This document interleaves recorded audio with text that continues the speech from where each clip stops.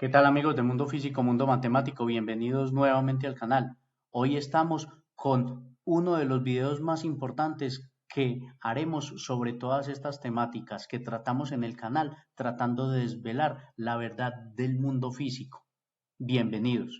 En pantalla tenemos a Albert Michelson y a Edward Morley. Quienes saben quiénes son estos personajes, hoy en este video van a ver muchísima información que seguramente no conocen, y los que no lo conocen se van a quedar asombrados de la información que vamos a tratar en este video. Así que vamos.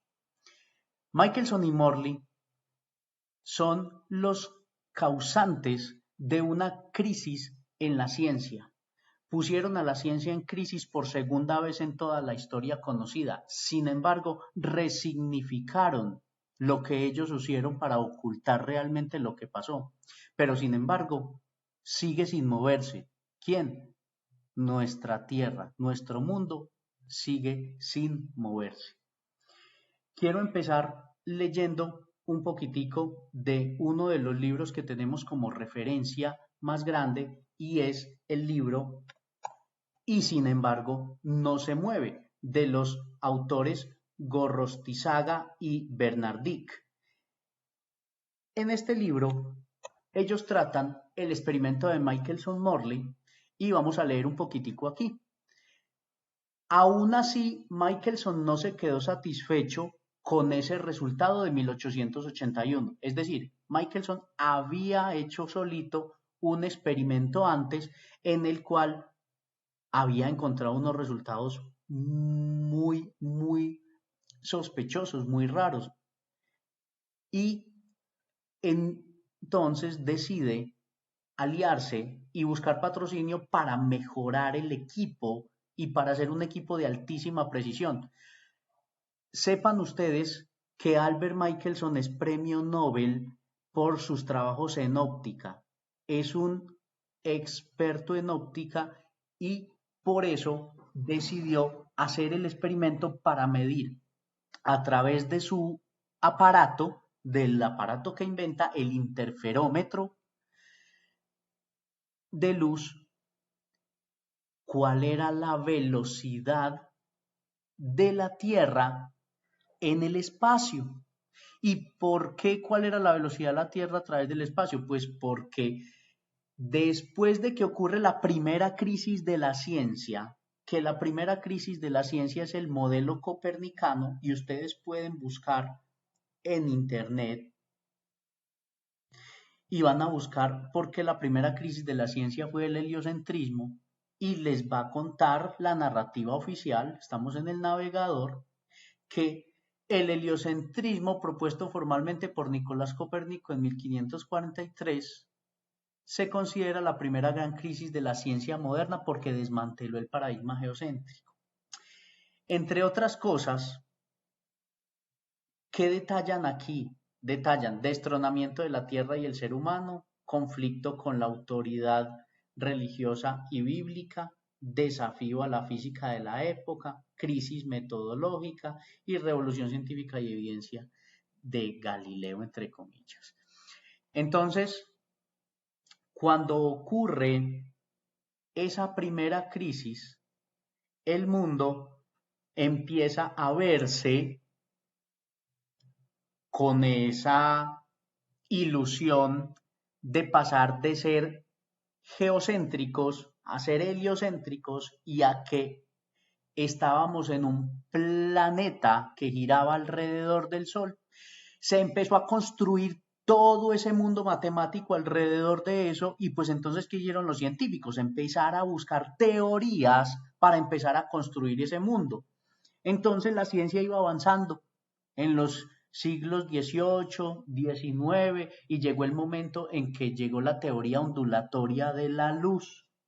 Entonces, para poder tratar la luz como una onda, pues debería haber un medio por el cual se propagaran, porque las ondas se propagan por medios que al vibrar hacen pues que esas ondas viajen. Entonces Maxwell y todas sus teorías y toda la cosa, entonces llega Michelson y dice, pues entonces yo voy a medir la luz viajando a través de ese medio que se denominó el éter. Para poder tratar de configurar todo ese modelo matemático del espacio, pues el espacio no debía estar vacío, sino que la luz del sol debía llegar a la Tierra a través de un medio. Entonces ese medio se denominó el éter. Entonces todo el mundo estaba de acuerdo con el éter y empezaron a conformar así todos los modelos matemáticos de física para que todo empezara a funcionar. Entonces Michelson dijo, listo, yo voy a medir la velocidad de la Tierra cuando está atravesando ese medio. ¿Y cómo lo voy a hacer? Pues voy a ver la luz. Voy a tirar haces de luz y voy a medir cuánto se demoran respecto a la velocidad de la Tierra. Entonces, más o menos ese es el experimento de Michelson. Con Morley hacen un artefacto espectacular y lo construyen para medirlo.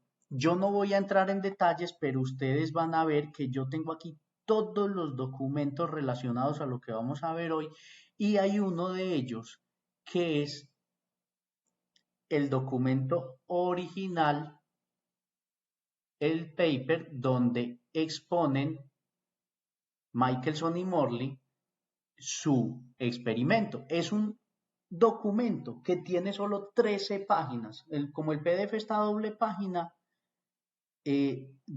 vemos 7, pero léanlo, porque aquí está su título, ¿cierto?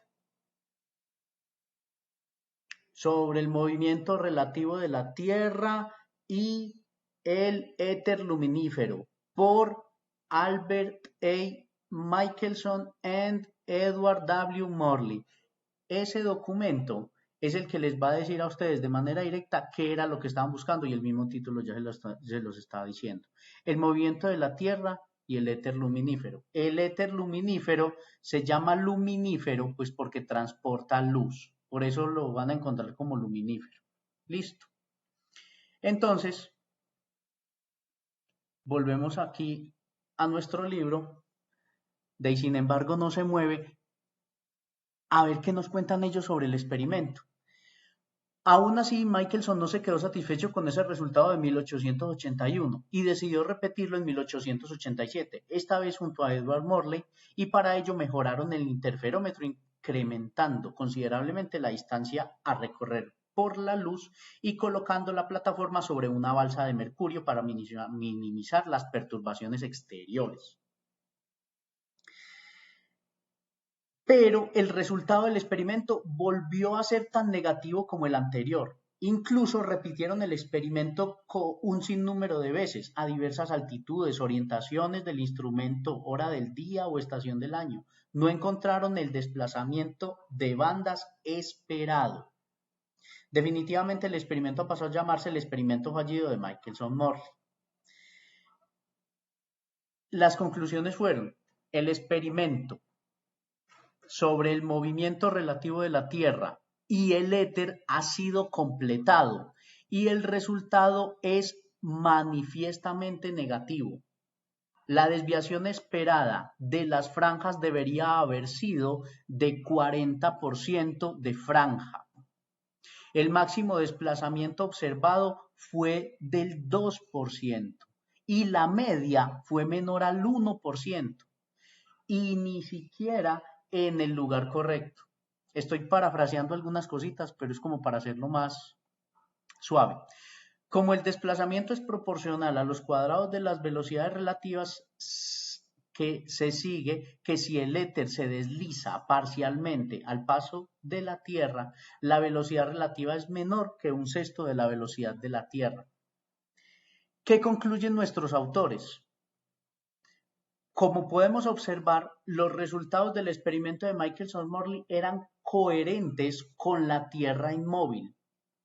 Un experimento científico diseñado y financiado especialmente para confirmar la hipótesis de Copérnico, de Galileo, de Kepler y de Newton había fallado clamorosamente. Ahora los científicos, si eran honestos, tenían que escoger prudentemente entre una de estas 4 posibilidades. ¿Listo? ¿Cuáles posibilidades? La Tierra pasa a través del éter sin una influencia apreciable. La longitud de todos los cuerpos se ve alterada al moverse a través del éter. La Tierra en su movimiento arrastra consigo al éter o el sistema geocéntrico es el correcto. Entonces, ¿qué pasa con la opción 4? La opción 4 era un tabú, no solo para Michelson, sino para todo el conjunto de científicos heliocentristas que ya entonces acaparaba las cátedras universitarias. El matemático y filósofo Henry Poincaré denominó la situación en que quedaba la ciencia tras el experimento fallido de Michelson-Morley como segunda crisis, teniendo en mente la primera crisis que había sido la aceptación del sistema de Copérnico. Pero irónicamente, esta segunda crisis no sirvió a la ciencia para dar un giro y admitir que estaba equivocada, como había sucedido en la primera crisis con la revolución copernicana. Se hizo todo con tal de no admitir la equivocación. Entonces, yo les decía ahorita que la primera crisis fue el heliocentrismo. Cuando buscamos que Poincaré denominó el experimento de Michelson-Morley la segunda crisis de la ciencia, nos dice el navegador, es correcto. Henry Poincaré identificó una crisis de física matemática a principios del siglo XX provocada en gran medida por la incapacidad de detectar el movimiento de la Tierra a través del éter en el experimento de Michelson-Morley. Discúlpenme aquí el cortado del video, pero es claro, si ustedes ponen esto van a encontrar precisamente lo que les estoy diciendo. Entonces, si nosotros vamos a nuestra presentación, tenemos entonces que en el libro y sin embargo no se mueve, nos muestran básicamente un resumen de lo que fue esa crisis. Es decir, todo el mundo venía con el sistema heliocéntrico en la cabeza y a Michelson se le ocurre, listo, vamos a medir la velocidad de la Tierra. 0. Nada. ¿Será que estoy equivocado? Vamos a hacer un interferómetro, pero bien teso. En el documento en PDF, el paper original de los resultados que les estoy mostrando, pueden leer ustedes el detalle de la construcción del interferómetro. ¿Y cuál fue el resultado? 0. No movimiento. Entonces vamos a ver cómo se comporta el mundo a través de esto. ¿Qué fue lo que pasó? Vamos a mirar qué dicen los autores. Y lo más importante que les voy a decir es que estas citas, cuando ustedes empiecen a citar a los autores, lo primero que va a empezar la defensa del modelo oficial es a decirles, eso son frases fuera de contexto, eso no significa eso.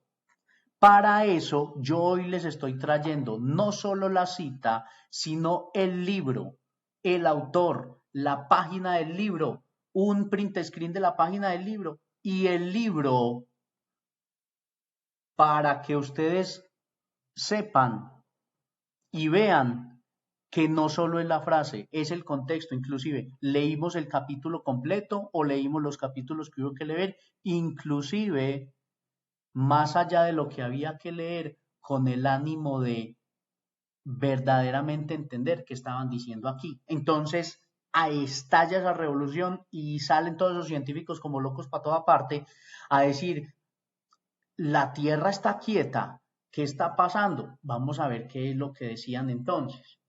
Lincoln Bennett en El universo y el Dr. Stein de 1948 dice lo siguiente, esas son las frases originales en inglés y precisamente yo aquí se las voy a traducir para que ustedes mismos las vean.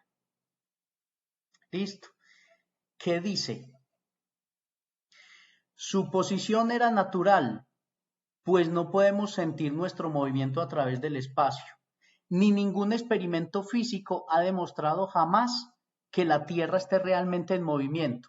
Cuando dice su posición era natural y nos vamos al libro, él en el libro, en esa parte del capítulo, está hablando de las personas que tenían una concepción previa al modelo heliocéntrico. Entonces hablaba de las personas en la antigüedad más o menos. Entonces decían, no, su posición era natural, pues porque no sentían y no sabían, ¿cierto? Sin embargo, la teoría del paradigma copernicano nunca resolvió nada. Se fue creando en ese modelo ilusorio. Listo. Después, el mismo Lincoln Bennett en su libro, en la página 37, expone lo siguiente.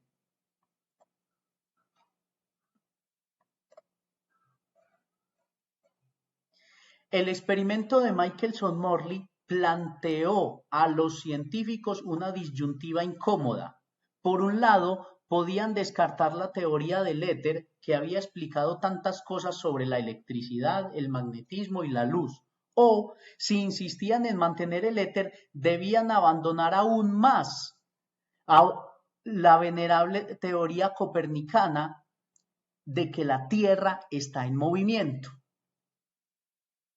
La aún más venerable teoría copernicana de que la Tierra está en movimiento. Para muchos físicos parecía casi más fácil creer que la Tierra permanecía inmóvil a que las ondas de luz, ondas electromagnéticas, pudieran existir sin un medio que las sustentara. Acuérdense lo que les decía ahorita de la naturaleza ondulatoria de la luz, que estaba muy consolidada para convertirse en una de las teorías que le diera al éter esa sustentación de realidad. Fue un dilema serio que dividió el pensamiento científico durante un cuarto de siglo. Se propusieron y rechazaron muchas hipótesis nuevas. Morley y otros repitieron el experimento llegando a la misma conclusión: la velocidad aparente de la Tierra a través del éter era cero. Y pueden ir ustedes a la página 37 del libro y mirar el contexto para que vean que esto es claro. Entonces, se empezó, ahí en este libro de Lincoln Bennett se refleja la coyuntura, la discusión, la confusión. Vamos a ver qué nos dice Bernard Jaffe en Michelson and the Speed of Light.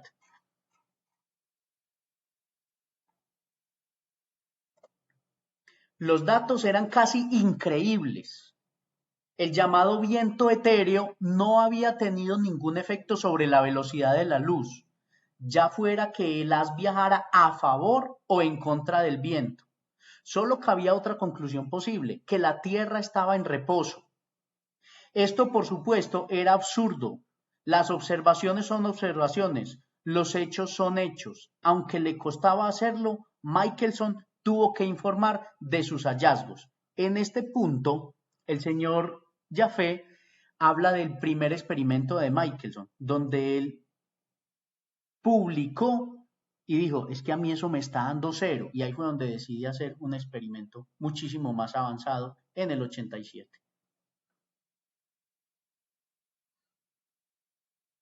Vamos a ver aquí qué nos dice el señor Adolf Baker en su libro de 1972. Ahora bien, la Tierra en su órbita alrededor del Sol tiene una velocidad de 30 kilómetros por segundo y el experimento fue capaz de detectar hasta 10 kilómetros por segundo de movimiento a través del éter, es decir, era un interferómetro con un altísimo grado de precisión. Por tanto, la imposibilidad de observar diferentes velocidades de la luz en distintas épocas del año sugería que la Tierra debía estar en reposo en el éter. Era, por consiguiente, el sistema de referencia preferido para medir el movimiento absoluto en el espacio. Sin embargo, sabemos desde Galileo que la Tierra no es el centro del universo.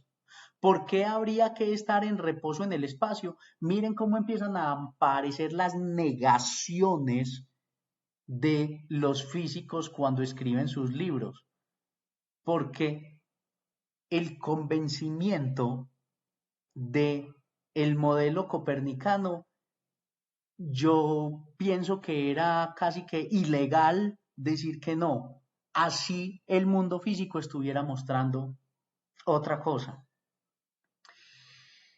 Arthur Otis, el creador del primer test de coeficiente intelectual, Light, Velocity and Relativity. Vamos a ver qué nos dice este señor.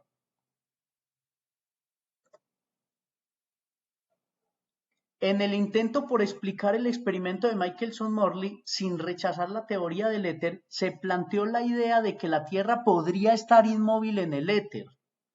Coleman, otro autor, aplica el criterio de racionalidad a este concepto, afirmando: tal idea no se consideró seriamente, puesto que implicaría en efecto que nuestra Tierra ocupaba la posición omnipotente en el universo, y que todos los demás cuerpos celestes le rendían homenaje girando a su alrededor. Cuando vamos al libro de Arthur Otis, él trata de medir, vamos a buscar el libro de Otis, es Light, Velocity and Relativity, él está citando los criterios para poder determinar que una teoría es válida o no. Entonces, pone como primer criterio el ejemplo del experimento de Michelson-Morley, pero concluye, por ejemplo, que no es un criterio racional porque nadie puede pensar que no es válido el modelo copernicano, ¿cierto?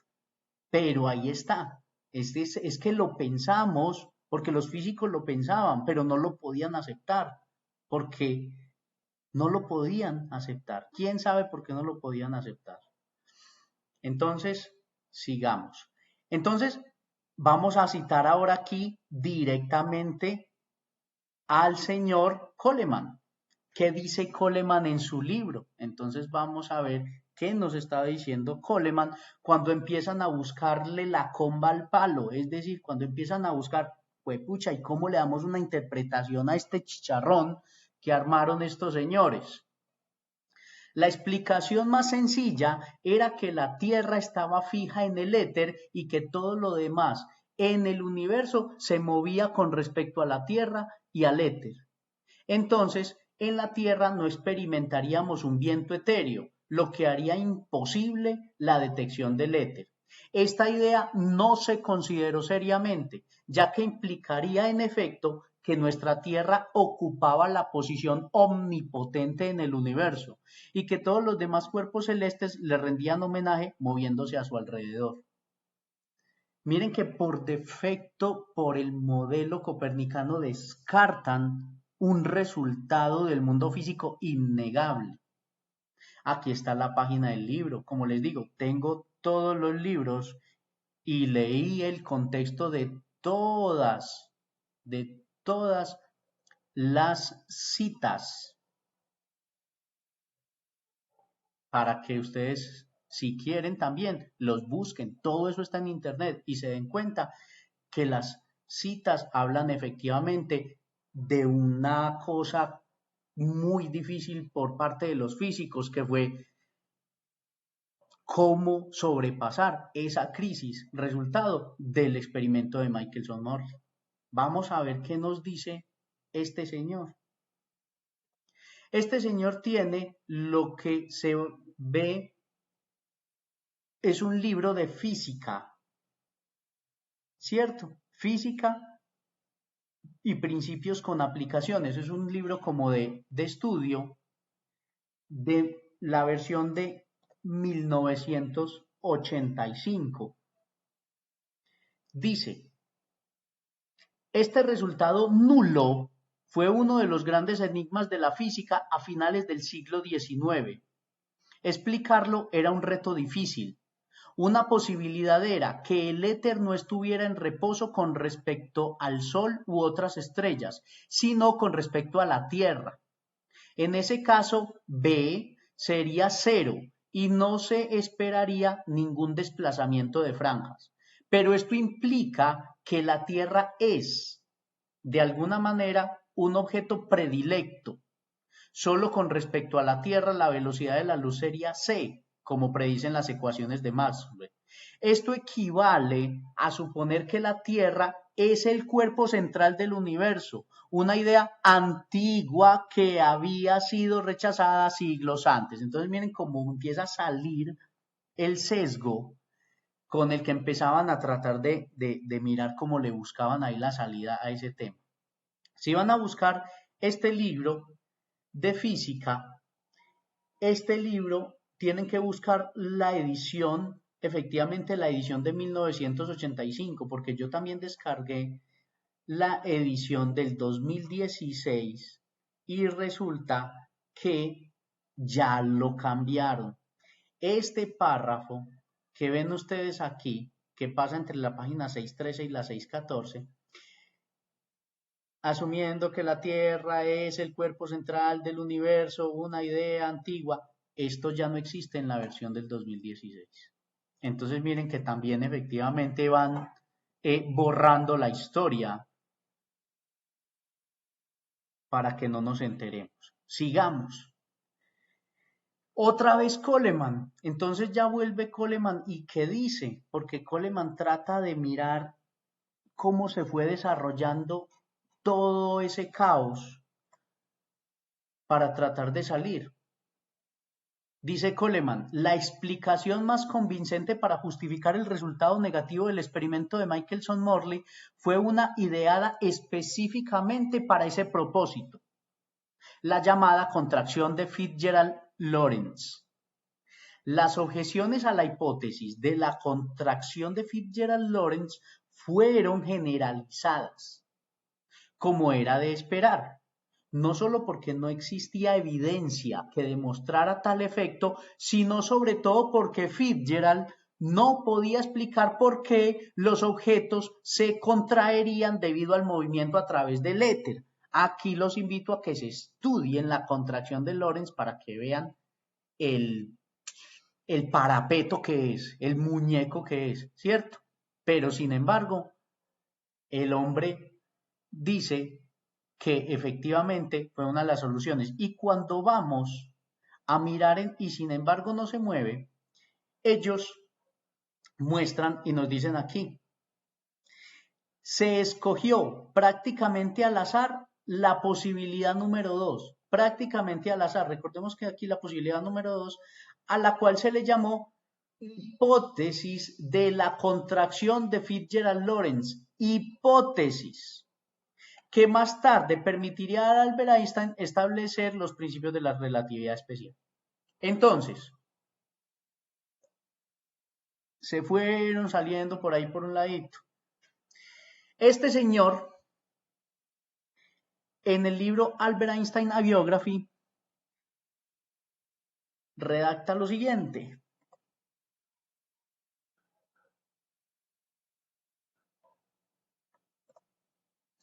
Pero nadie quería volver a la época anterior a Copérnico, a una visión geocéntrica, ni concluir a partir del experimento de Michelson-Morley que la Tierra permanecía inmóvil en el éter.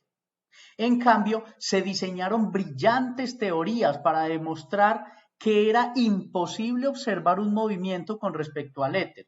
En estos esfuerzos, la teoría de Hendrik Anton Lorentz ofreció las aportaciones más valiosas. Entonces, cuando nosotros vamos a buscar trabajos del mismo Lorentz, encontramos este, que se llama Aproximación a la teoría de los fenómenos ópticos y eléctricos en cuerpos moviéndose. ¿Qué encontramos aquí? En resumen, todo sucede como si la Tierra estuviera en reposo y los rayos relativos fueran los rayos absolutos. En resumen, todo sucede. Cuando él habla de eso, aquí en la página 128, cuando vamos al libro a leer,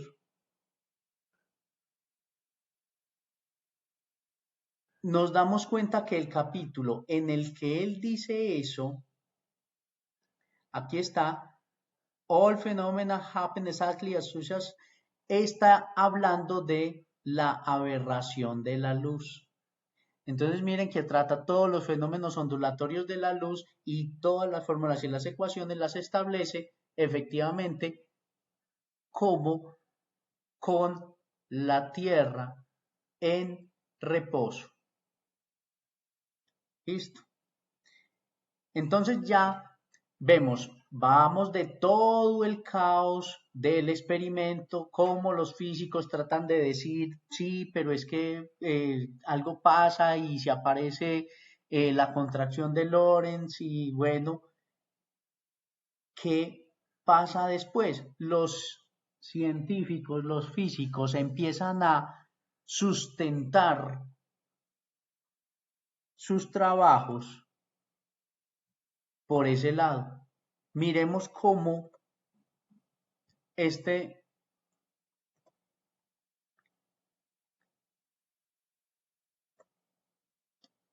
trabajo, The Nature of the Physical World, de Arthur Eddington, el señor pone lo siguiente: nunca se le ocurrió que a pesar de todas las precauciones, la escala cambiaría de longitud al hacer esto. Pero a menos que la Tierra estuviera en reposo, el cambio era inevitable. Solo había una alternativa: que la velocidad real de la Tierra a través del espacio fuera cero. Él aquí se refiere, aquí están los print screen del libro, cuando dice, nunca se le ocurrió que a pesar de todas las precauciones, nunca se le ocurrió, habla de Michelson en su primer experimento, ¿cierto? Que a pesar de todas las precauciones, la escala cambiaría de longitud. Ahí es donde hace la mejora del interferómetro. Después, en otro trabajo, Space, Time and Gravitation, el señor Eddington expresa lo siguiente: el experimento de Michelson-Morley no ha logrado detectar nuestro movimiento a través del éter, porque el efecto buscado, el retraso de una de las ondas de luz, se compensa exactamente con una contracción automática de la materia que forma el aparato. Este señor le metió ya la contracción, entonces ya lo justificó. Se han intentado otros experimentos ingeniosos, experimentos eléctricos y ópticos de naturaleza más técnica. Estos también han fracasado porque siempre existe una compensación automática en algún punto. Miren cómo se justifica el señor Eddington.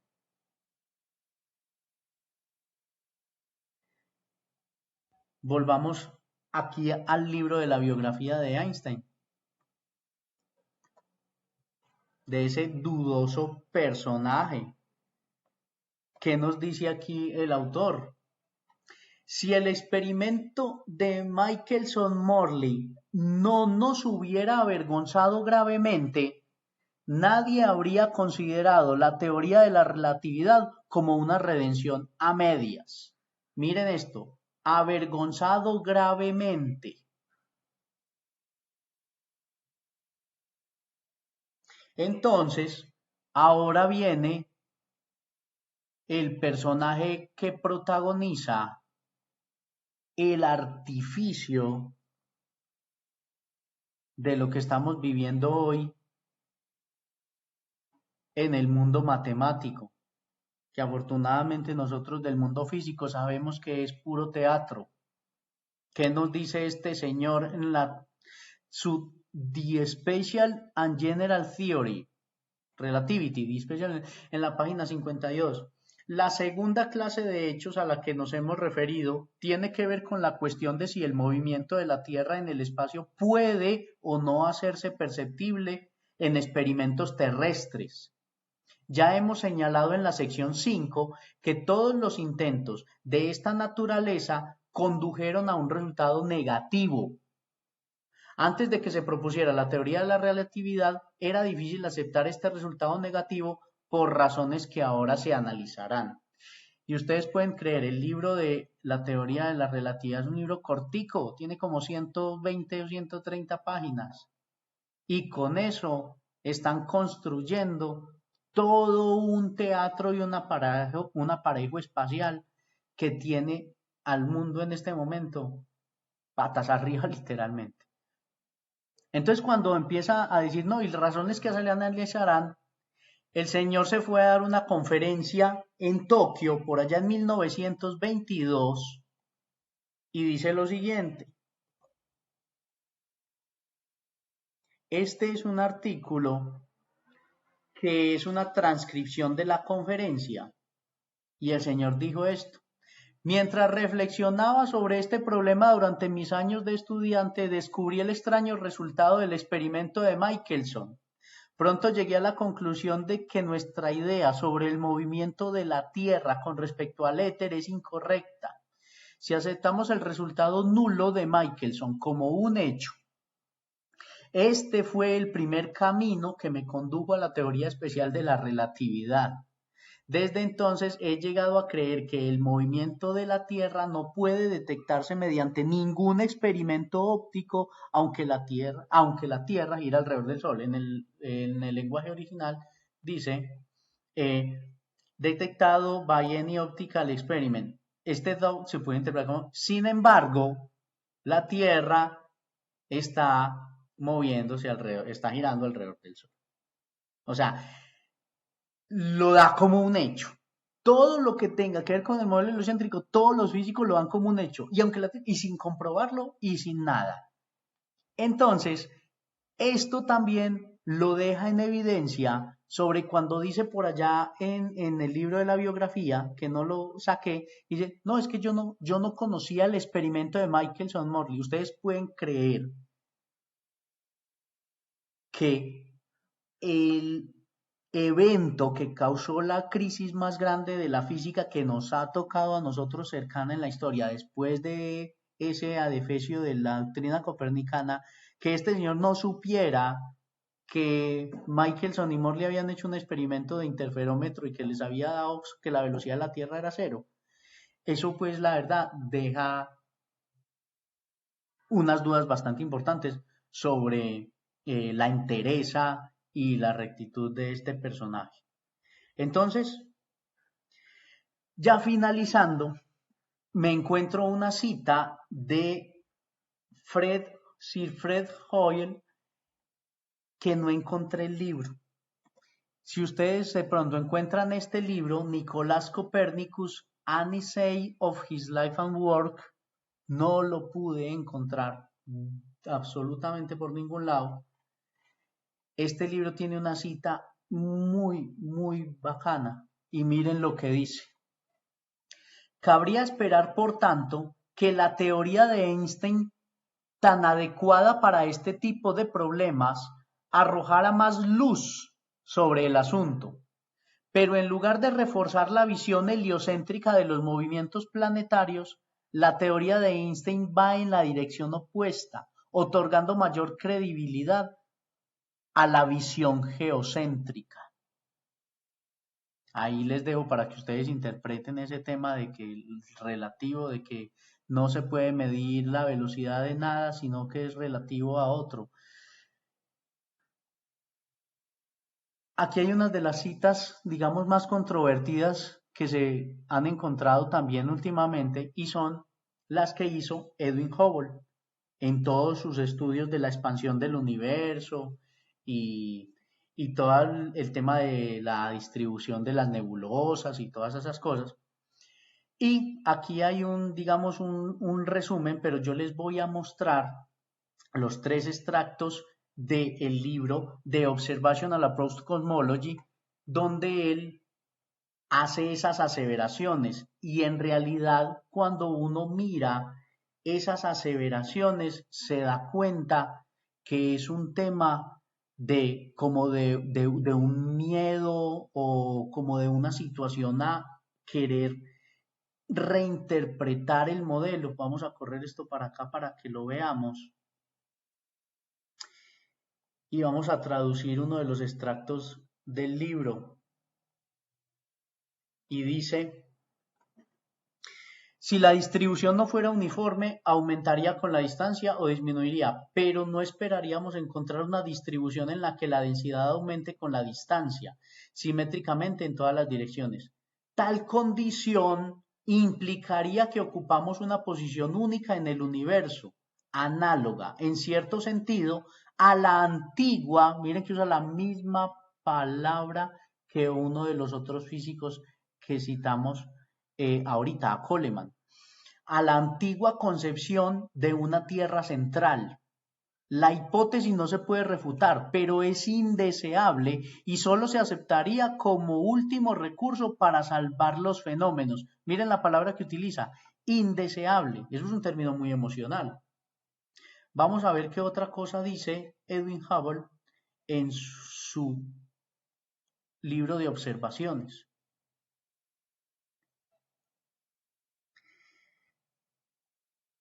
La distribución verdadera debe ser uniforme o aumentar hacia afuera. Acuérdense que está hablando en el capítulo de las nebulosas y la expansión del universo, dejando al observador en una posición única, pero la suposición indeseable de una ubicación favorecida debe evitarse a toda costa. Por lo tanto, aceptamos la distribución uniforme y asumimos que el espacio es razonablemente transparente.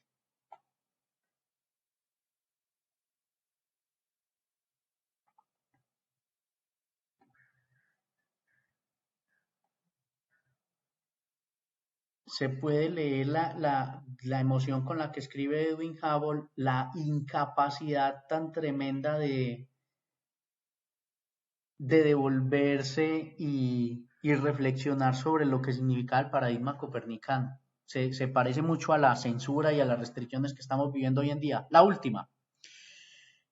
Por lo tanto, la densidad de la distribución nebular aumenta hacia afuera, simétricamente en todas las direcciones, dejando al observador en una posición única. Tal posición favorecida, por supuesto, es intolerable.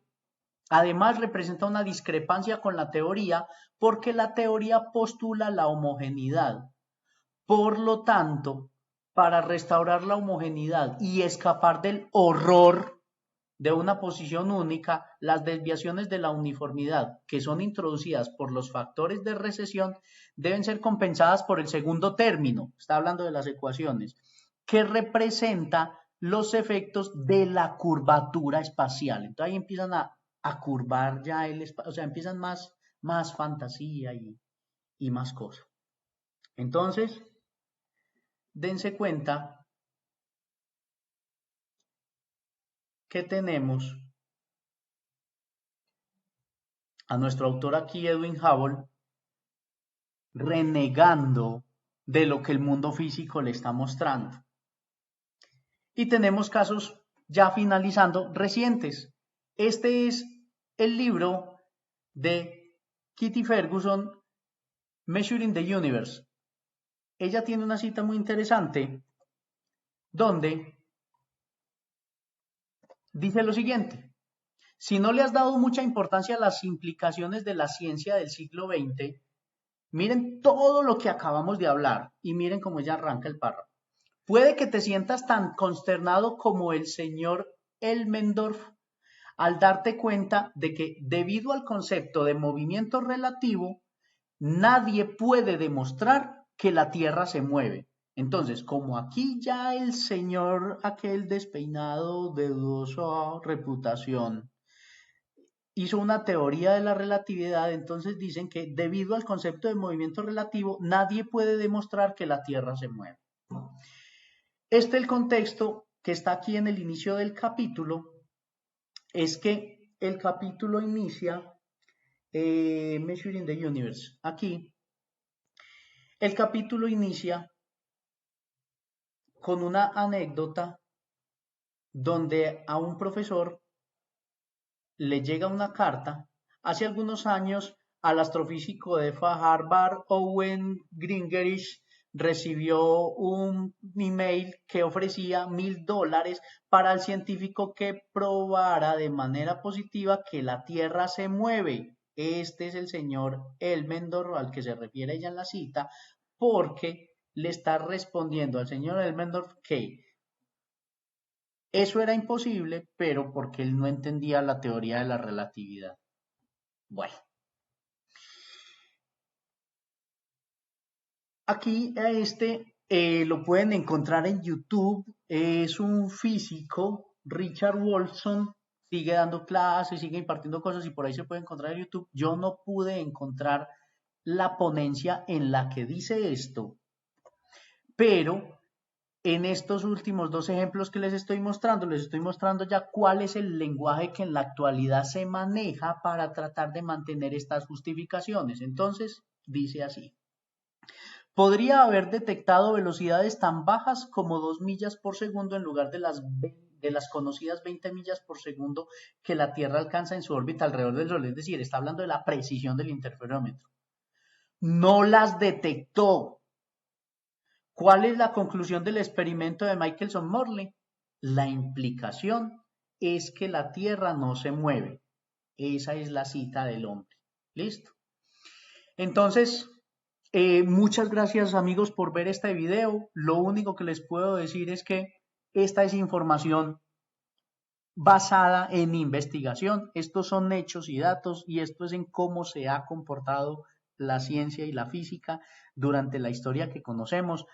Y vemos que claramente hay un experimento del mundo físico que se llama el experimento de Michelson-Morley, que está complementado con otros, con el fallo de Airy y con el experimento de Sagnac, que muestran que efectivamente la Tierra es inmóvil, es estacionaria y está quieta. Antes de que hablemos que es plana, está quieta y somos el centro del cosmos.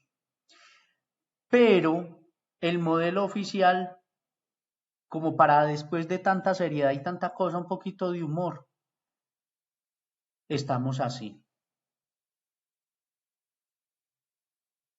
La gente se pelea entre la gravedad de Newton y la gravedad de Einstein, entre el modelo de mecánica celeste de Newton y el modelo de deformación tiempo espacial de Einstein, y nosotros simplemente vemos porque sabemos que todo es una fantasía. Muchísimas gracias amigos y hasta la próxima.